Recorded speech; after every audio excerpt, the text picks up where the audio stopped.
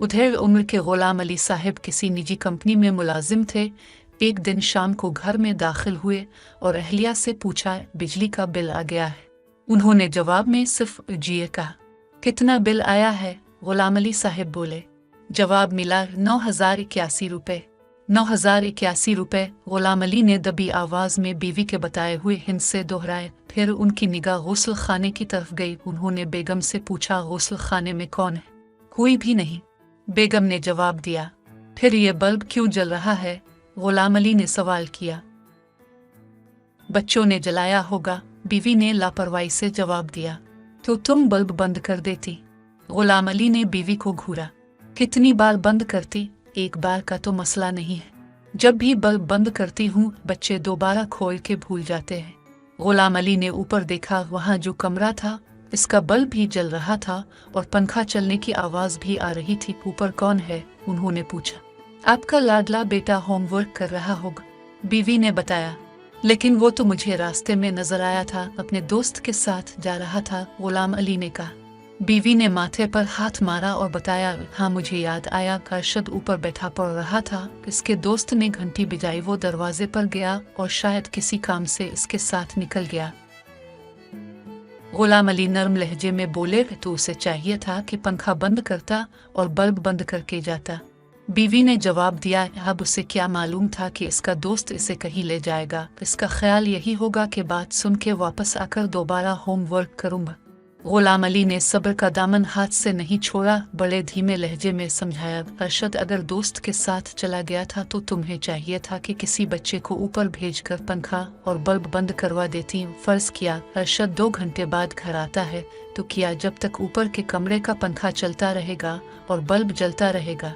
बीवी ने बेजारी से जवाब दिया, अब मैं क्या करूं? कहाँ ध्यान दूं? ये बच्चों वाला घर है, इनकी गलती है। आप हाथ मुंह धो लें, मैं खाना गर्म करती हूँ। खाना रहने दो, घर की बदनज़मी देखकर मेरी भूख खत्म हो गई है।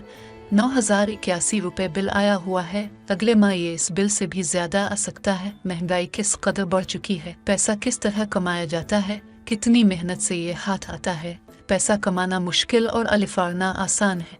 अगर तंदूर में आग जल रही हो और हमारा 100 का नोट तंदूर में गिर कर जल जाए तो हमें अफसोस होगा कि 100 रुपए का नोट ज़ाय हो गया है। लेकिन यही रुपए हम अपनी गफलत, सस्ती और बेवकूफ़ी से बिजली के भारी बिलों की नज़र कर दें तो क्या अफसोस न होगा। मेरी समझ में नहीं आता कि हमें कब अक्ल आएगी। हम इस बारे में नहीं सोचते। मुझे यकीन है अगर हम एहतियात करें और फालतू बल्ब बंद कर दें तो 3,081 रुपये का बिल आएगा। ये 6,000 बेएहतियाती वाले बच जाएंगे। यही रुपए ज़रूरत की दूसरी घरेलू चीज़ें खरीदने पर खर्च किए जा सकते हैं। हजार के 6 नोट तंदूर में गिर जाएं तो तुम्हारी क्या कैफियत होगी। उनकी बीवी ये सब सुनकर जल्दी से बोले, हाय अल्लाह, अगर मेरे हाथों से 6,000 रुपये तंदूर में गिर जाएं तो मारे सदमे के मैं तो बेहोश हो जाऊंगी। गुलाम अली मुस्करा के बोले, बेगम, फजूल बिजली इस्तेमाल करना बस यूँ समझ लो कि हजार के 6 नोट आग लगाकर जलाने के बराबर है। नोट जलते तंदूर में जलाएं, अब बिजली वालों पर कुर्बान करें। एक ही बात है, 6,000 रुपये की हम अगर ख़रीदारी करें तो मालूम होगा कि जो पैसे हमने एहतियात करके बचाए थे वो हमारे काम आ गए। वैसे भी किफ़ायत शियार और दूर अंदेश लोग अपने आले वक्त के लिए कुछ ना कुछ रकम बचा के रखते हैं, कहीं किसी अचानक ज़रूरत के तहत किसी के आगे हाथ न फैलाना पड़े।